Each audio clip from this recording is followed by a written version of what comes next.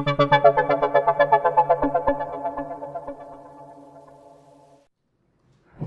changed our job title recently. I'm now the Chief Design Officer. I'm still an Executive Director, but we sort of dropped the Futures and Best Practice bit, which is interesting, perhaps. In that it maybe made more sense to talk about being Chief Design Officer to people, although what I'm often doing is futures. So, but you know all of the issues with, with all of that, with nomenclature and trying to get across what you do. Thanks, Joseph, for your presentation, because that's fantastic, and I can build on it, I think, maybe to the side of it in some way, but it was super useful to see that setup around foresight and cities, because I'm going to talk about a slightly different way of a more sort of short future piece of work, I suppose, which is often where ARUP is as well, and I should fess up as well, I'm ex-ARUP as well. I used to work in the same group that Joseph was in, as well as in 2 other teams simultaneously somehow around buildings and planning as well. So anyway, the way I tend to think about things is very much driven by this question, or this statement rather, from Cedric Price, a British architect in the mid-60s, well actually 50s, 60s, 70s, 80s, who said in the mid-60s, when there was a kind of a technology-fueled era of optimism, sort of Harold Wilson's white heat of technology and all of that stuff, which often played out in cities in the form of whacking great roads being run through the middle of older cities. He said, you know, technology is the answer, but what was the question? And we don't ask that enough, even 50 years on. It's very easy for us to jump on a particular technology that looks like a solution to something without stepping back and saying, oh, hang on, what was the problem in the first place? And with cities, that can be particularly problematic because you can make decisions that then take a long time to play out, because you're often dealing with, not exclusively, but often dealing with hard infrastructure. E.g., Los Angeles in the late 50s, when they ripped out what was the biggest tram system in the world, streetcar system in the world, and some alleged General Motors lobbied them instead to build highways. That's the story of Who Framed Roger Rabbit, by the way, in case you'd forgotten, but that's what that movie somehow centers on, that plot device. You know, LA is still unpicking that decision, and probably will be for the next 50 to 100 years or so, one way or another. Even as Joseph points out, we're talking about a city with potentially far fewer cars in the future. Those highways are still there, and they take a long time to unpick. So we have to ask this question very clearly, it seems to me. And the question that I'm driven by, both in the work that I did at ARUP and at other places, and now at the Future Cities Catapult, is particularly how does tech or technology change buildings, spaces, services, infrastructure, cultures, the way people live, work, and play in cities? Because we're in another era of technology-fueled optimism and progress, one way or another. Incredibly powerful tech sector, perhaps one of the most powerful, if not the most powerful, on the planet in terms of industrial sectors. So, and it's hitting cities. And like Joseph as well, because I'm a designer, I'm afraid I have that very normative instinct in terms of futures to say, well, how should it? Which maybe isn't necessarily the only way of looking at the future, obviously, but it's something that when you're on a project and you have to make decisions about it, you do have to ask that question. How do we want things to play out? How do we look at a set of possible scenarios and then pick one that we would like to tend towards? And how do we bend the trajectory of the project in that direction? So I'm driven by that. And then the last of the old white men that I'll put up at this point is Buckminster Fuller. This quote is sometimes attributed to Alan Kay. You can argue about whether it's Bucky or Alan Kay, but one way or another, the best way to predict the future is to try to make it, to design it, to try to tend it towards a certain direction. It's not always possible, sometimes completely foolhardy, sometimes dangerous, as per LA, but equally on projects, it's what you have to do. So some example of futures work that we've done at the Catapult has been working with Noah Rafford at the United Arab Emirates Prime Minister's Office, who I'm sure many of you know, or many of you have come across in email lists and things. This is very prominent in the field. And I have to say, a great person to work with on this kind of stuff. And I work with also with Telart, who are an Amsterdam-based kind of interaction design, product design, exhibition design team. And we built a big immersive exhibition in February this year, 2015, about the future of government services. And when you're talking about Dubai, we were kind of pinning this at 2025 or thereabouts. But Dubai years occurs to me a bit like dog years. It's kind of, if something, you know, in Dubai in 3 years might take us 30 years to get there in Doncaster, say.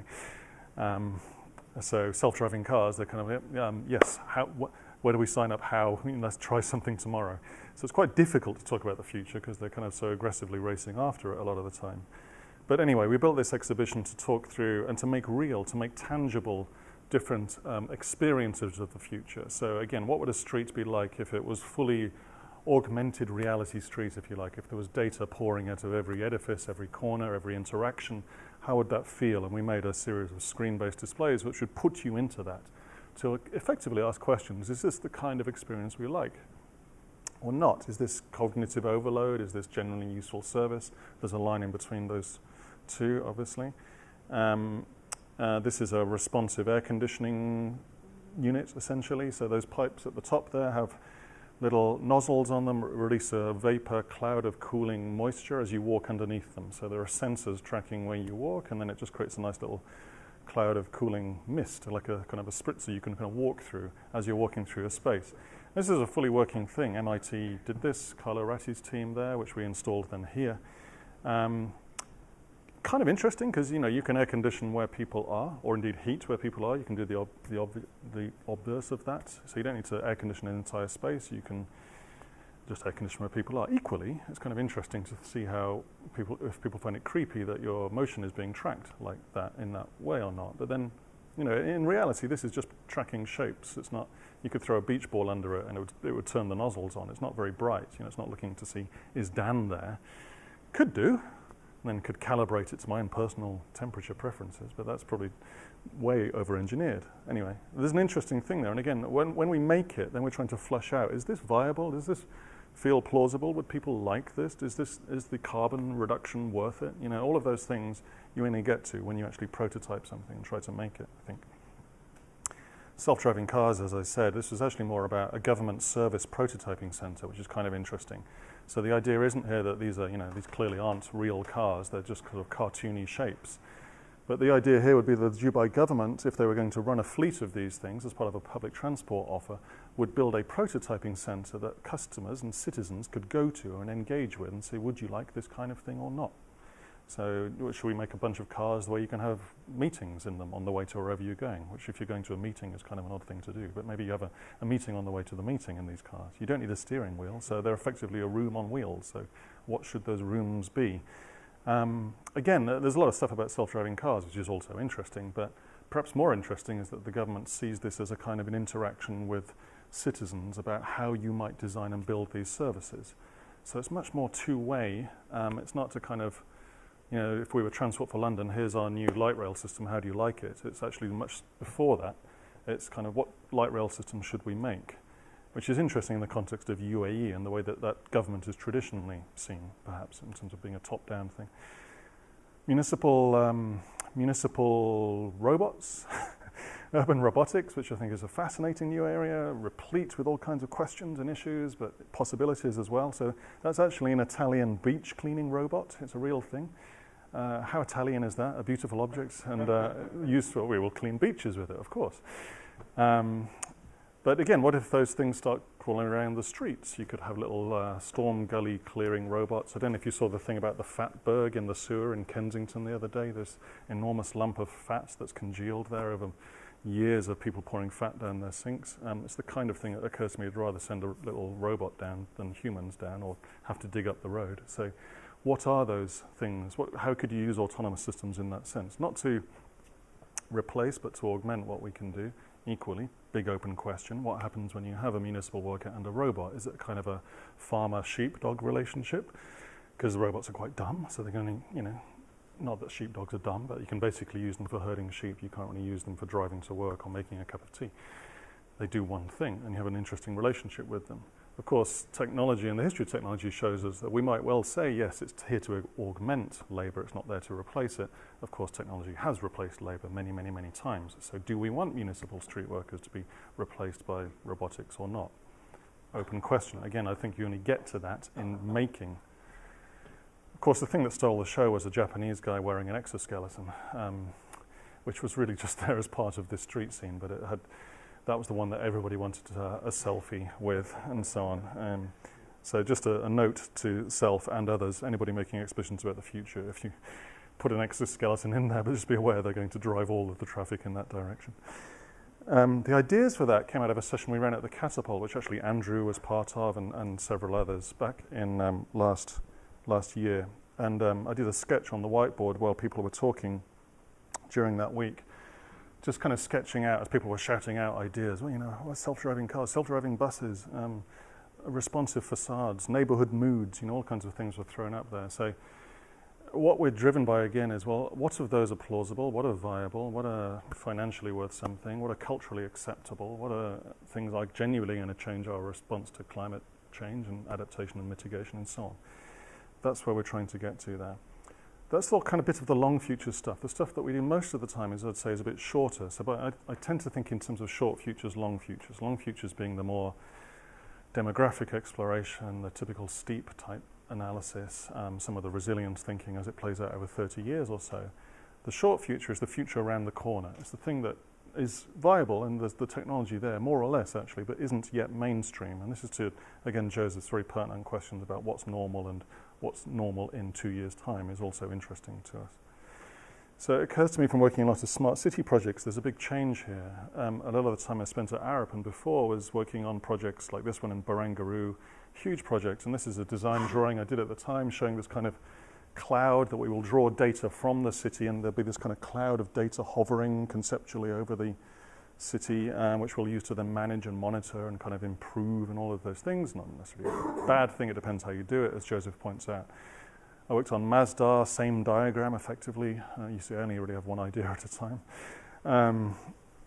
And then for the cloud, for the Olympics, the thing that didn't get built, instead of the Anish Kapoor sculpture, we came second with this one, as a project with Carlo Ratti and MIT, would be this huge responsive structure that you could climb up and inhabit, but would actually be showcasing what's going on in that area, but at a kind of a civic scale. So it would play back the data drawn from the Olympics in real time, and the data drawn from the transit patterns, the data drawn from what people were interacting with, and where they were connected to globally. Google were a partner, so you can imagine the data they actually have about a neighborhood in terms of what it's searching for or using is actually incredibly rich within its own remit, but incredibly rich. So this was kind of like a civic scale smart meter, if you like.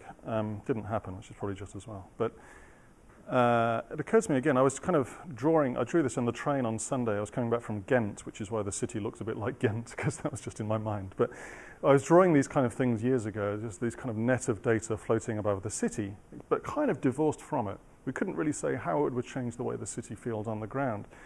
And then I kind of scribbled this. It's like, well, actually what's going on there is that net has been pulled right down to the earth, and now it's actually changing the way that the cities work on the streets, in buildings. It is actually physically changing the way that we experience the city. So I started thinking in terms of these different layers here almost, and we just had a quick chat about Stuart Brand actually across 2 tables and how useful that thinking is, but which I haven't yet applied here, but still.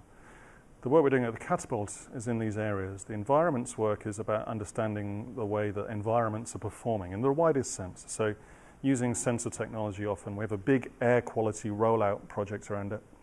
Air quality sensors in London. London has a terrible problem with air quality. It's one of the worst in the world. Oxford Street is often the worst in the world for nitrogen dioxide. It's worse than Beijing, worse than Lagos.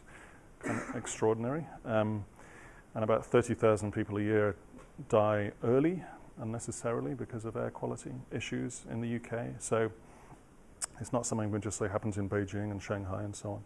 Happens here too. And so it's not as if data is going to solve that. The first air quality complaints I saw in my research was from 1661, when John Evelyn wrote an amazing book called Fumifugium, which was a letter to the king at the time complaining about the air quality of London. It's worth Googling and looking up. It's just brilliant, because he complains in the most delicate terms, but quite forcefully. Because if you complained too forcefully, you'd probably lose your head at that point. But anyway, it's complaining about the air quality. So we've known for 400, 500 years that the air quality is not great in London. And we've had a lot of data about that, whether it's observation all the way through. So it's not like that single-handedly changes it. Nonetheless, the possibility of this little sensor box here, which we'd work with Intel Cities Lab and some UK startups on, which costs about 700 quid, 800 quid for an air quality sensor. This is actually attached to a Met Office air quality sensor, which can cost a lot more, in the order of 30, 40, 50,000 pounds. we might be able to really transform the relationship between data and people in that sense, help them understand what air is, the way it works as a system, and then begin to unlock different patterns of behavior around air.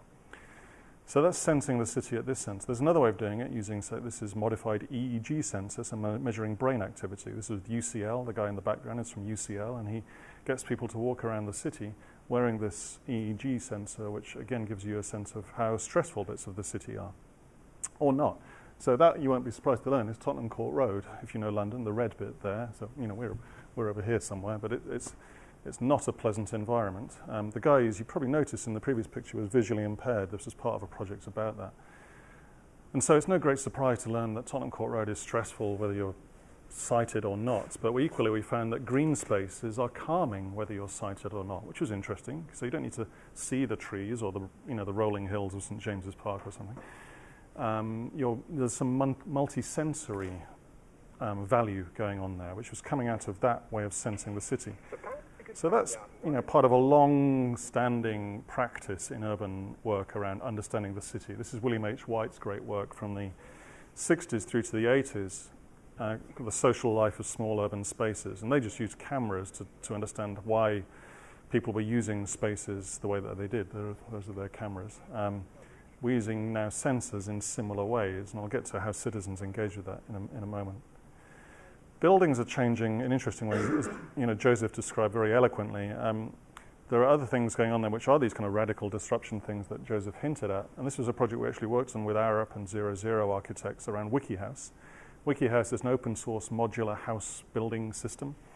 You can download a set of instructions or for a design for a house, and you can run it through a CNC machine, so it cuts out basically wood. It can be plywood or OSB. And you don't need any special construction equipment or skills or technology particularly. The whole thing hammers together with a mallet. The mallet is also cut out by the machine, which is quite nice. So it's the similar principle of IKEA in a sense. It's kind of a flat pack house, but you can make a 70 square meter, 2-story house, and a bunch of people could put this together in a weekend, more or less.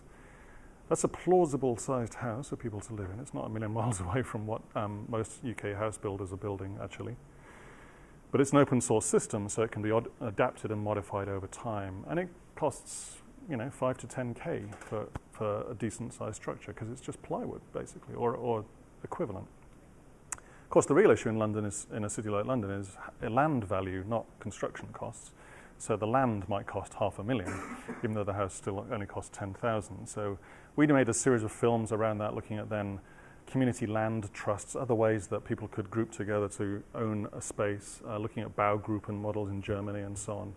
Incredibly interesting, but the technology is changing the way that people can do something that was previously very difficult for people to do, make a house.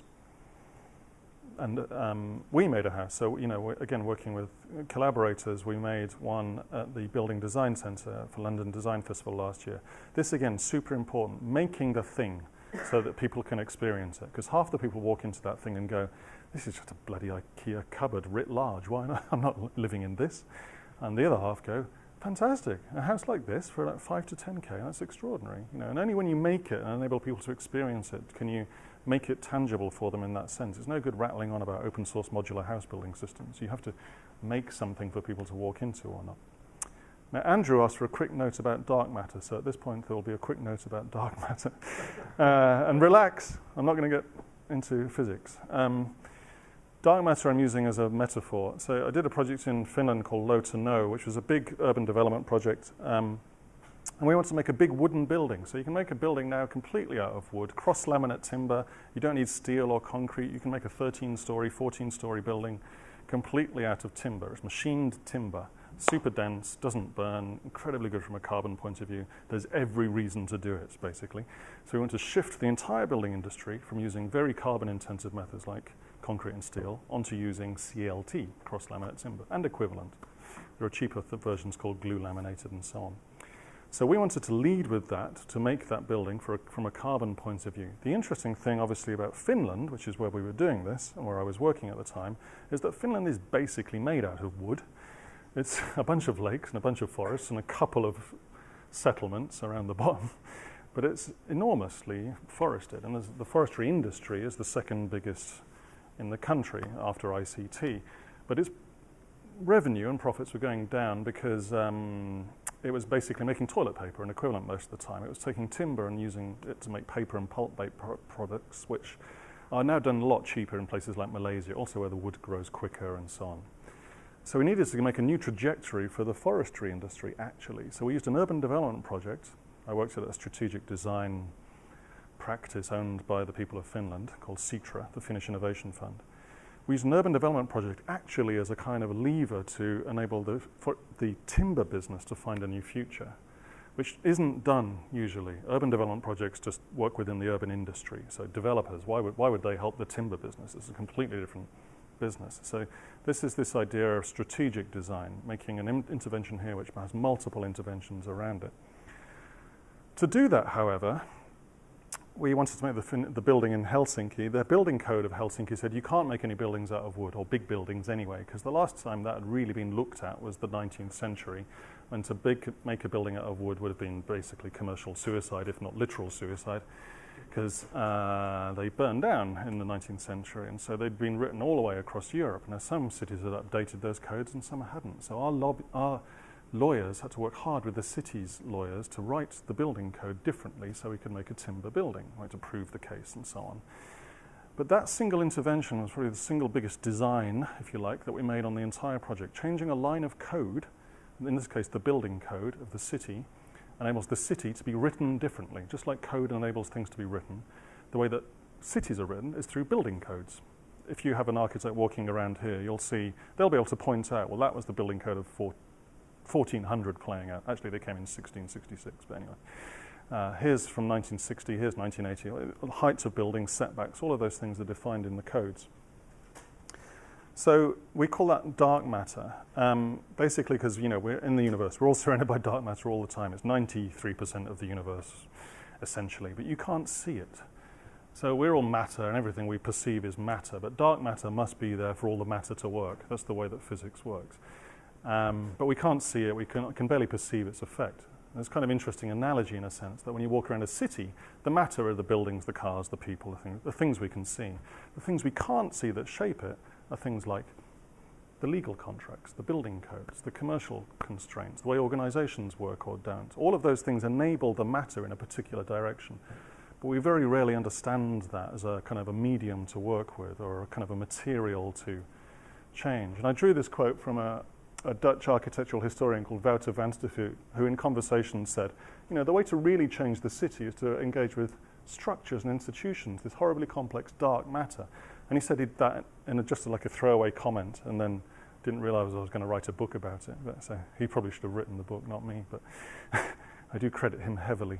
But it was very interesting, because if you think about it, using a building to change a city is an incredibly slow thing to do. Like what a cumbersome tool to try to use. If you change the building code, you change the way an entire generation of buildings gets produced. So now there are 4 or 5 timber buildings, large timber buildings in and around Helsinki, southern Finland, as a result of that legal change. Our building was just one of them. And in fact, that only turned out to be half timber because the developer got scared. So the code, again, was probably the biggest single change we made. So that's the idea of dark matter. And then in that sense, from a designer's point of view, can you see things like laws and codes as design challenges? Are they materials you could access in the same way? If you see that, if you walk around the city again and understand the code that produces it, might it not be more effective to look at that if you're trying to make a systemic change of some kind? So this bouncing backwards and forwards from matter to dark matter is important. It's fundamentally important to understand the material, the matter, otherwise you don't get the insight as to the dark matter. That's the interesting kind of connection between those two. So again, I go back to, you have to make the thing to understand that, oh, bloody hell, we need to change the building code.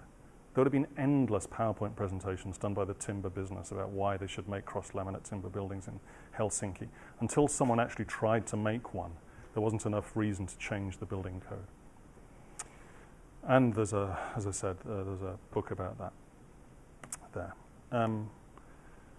Back to then objects. So this is a project about wearables. This is a visually impaired person wearing a headset. In the headset, there's gyros and potentiometers and things like that. It tells her where she is in space and knows which way her head is looking. That's talking to the phone in her pocket. That's bouncing off Bluetooth LED beacons in the urban environment. So we did this at Reading, Suburban Street in Reading, to Reading Station via a bus stop down to Paddington. And what this system enables the visually impaired person to do is create a 3D soundscape that enables her to walk unaided. So she's walking with a cane or a guide dog, but not aided by another person. And there's about 180,000 people in the UK that can't leave their home unless they're aided by another person, because we've kind of rendered the city inaccessible to blind people, inadvertently, but that's what's happened. So that 3D soundscape kind of creates a tunnel hourly that enables her and others to walk down the street. You can also do other stuff, though, of course. And we're not trying to replace guide dogs here, by the way. Guide dogs are very nice. But they cost a lot of money to train, about £40,000 per dog, and we just can't get enough guide dogs for all the visually impaired people we have, particularly as the population ages, which is kind of an interesting trend to be aware of, obviously. So it enables you to do all kinds of things that you can't do with a dog, like, say, take me to the library. Dogs, as good as they are, can't really parse that instruction, it turns out. Or is the bus late? Dogs don't have smartphones, nor could they use them. So this system then enables you to do that. And also, of course, to trigger, you're at the bus stop, the number 4 is 2 minutes away, the free seats are at the front. There's data emerging from the city that enables us to wrap these experiences together. But again, only when you make the thing do you flesh out, is this viable or not? Is that, what's the business case for plastering Bluetooth LED beacons, even though they're only like 30 quid each across Paddington Station? I'm aware of time, so I'm going to speed up a bit. Pixel Track was a digital signage solution which was looking at, could you make a low energy digital display? Most digital displays are using big old screens and pumping out energy all the time, even though they're not changing much. This one would be a bit like old style train station displays, those kind of flip dot displays. But it's got a little head in the back which is connected wirelessly to the internet. So it's kind of a physical sign with the internet shoved in the back, and enables it to respond to digital signals. And yet when that's set, when those pixels are set, it's using no energy whatsoever because it just sits there. It's just physical dots. But it can move like pixels. So these are things, again, we work with a local London-based startup and then put in front of property developers, Transport for London, the V&A, people that need signs. And there's a great tradition, actually, in the UK of street furniture. And so the thing I'm driven by, what is the street of the future like when objects can start talking to each other, start talking to people, start talking to cars and buildings? And there you see the David Mellor designed traffic light. Not that David Mellor, for those people that are worrying about that. David Mellor's a designer based in Hathersage. He designed the traffic lights that we walk past every day or drive through every day. Jock Kinnear and Margaret Calvert designed the UK road system. It's just a world leader at that. Heatherwick's designs for the buses. There's a tradition here in the UK of working with industrial design in the street. How does that change when it becomes connected? That's something that's driving this. And again, this robotics question. I shot this film in Greenwich the other day, just looking down from a tower. That guy's pushing a street cleaner around, basically like this. Now, a robot could make that kind of movement one way or another. Collision detection in that environment, not that complex.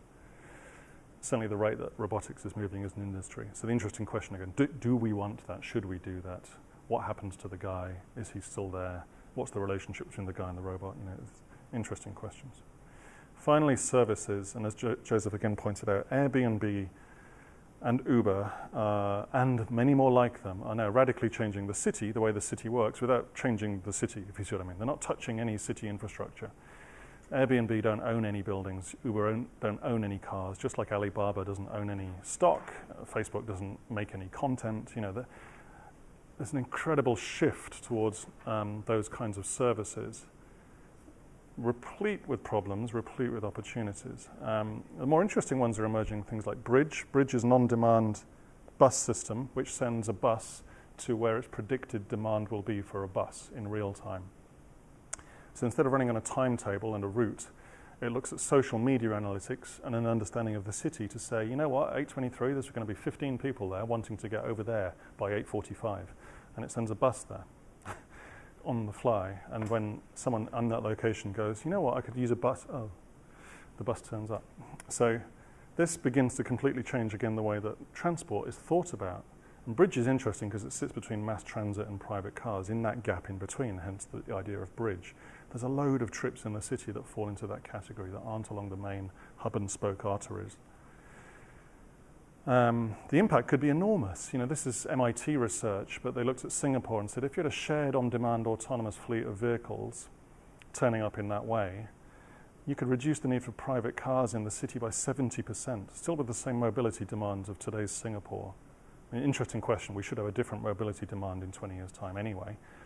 But nonetheless, that's extraordinary. Not just in terms of cars, it's not great news for the car business unless you're the new car business, but what an impact on land. You know, all that parking space. 70% private cars disappear. Streets don't need to have cars parked in them anymore, necessarily, in that kind of environment. So what, is it 50% for London? Is it 40% for Manchester? I don't know. But this is a new field, and it's interesting for companies like ARUP as well, as Joseph points out. If your traditional tools are making infrastructure, buildings, and so on, but this lot are able to change the city radically in terms of the way it performs without making buildings and infrastructure, what do you do? What is the built environment business of the future? But more fundamentally, what kind of city do we want? Back to Cedric's question, do we want a city where Uber run public transport or replace public transport or replace taxis or like, what's the question there? This is the taxi drivers out on strike in London last summer about Uber. And I have a lot of sympathy with them, to be honest, as compelling as it is as a user experience. So that gets to finally decision-making about the city. So a project I did in Helsinki, again, was called Brickstarter, which I won't go into now, but was what if you took Kickstarter-like dynamics and used it for urban planning, hence Brickstarter. I can't resist a pun, I'm afraid. And so the idea would be, what if citizens were able to suggest solutions for their city in the same platform that developers use and the same platform that the city council uses? So every project is up there and is able to be understood by citizens, voted upon, tracked through progress. It's not a web-based platform replacing things, it's augmenting things again, because it forces public meetings, it forces an engagement with planning. Many civic crowdfunding platforms try to circumvent entirely the planning system. This was about reinforcing it, because we worked with the city of Helsinki to build this. We've done something similar last year with the GLA, the Greater London Authority, using Spacehive to begin to experiment. How would you use regeneration funding if citizens were able to come up with the project ideas themselves? And the great GLA there is just essentially like an arbiter of the funding and an advisor, but not necessarily driving it through. Big open questions here. There's interesting projects like that, like the Parklet project in Los Angeles, which I think is great, which is a kit of parts to enable communities to build their own mini parks in parking lots. So it enables you to basically co-opt a parking lot and then gives you, these are the constraints you need to work within in terms of the frame and the materials and so on, but other than that, over to you. You design it, you own it, and so on. And this gets up to public consultation around planning. So in Switzerland, when someone proposes a change to the neighborhood, they often have to make something called a Baugespan, which is a scaffolding structure showing how big the thing will be. So that's what that is. It's kind of like real augmented reality, which I suppose we can just call reality, can't we? So it's the shape of the proposed building, which is kind of a really interesting way of working with it. And they leave that up for a month or so, because the first time you see it, you might go, bloody hell, or Swiss for that, and go, that's really big. But then a week later you go, yeah, you know what, I've kind of got used to it. It's all right. So, or not. And I'm fascinated by these processes. So in Constitución, after the earthquake in Chile, where there was a tsunami which flattened most of the city, they replanned the entire city, Constitución, which is about 50,000, but near Santiago, and in 90 days.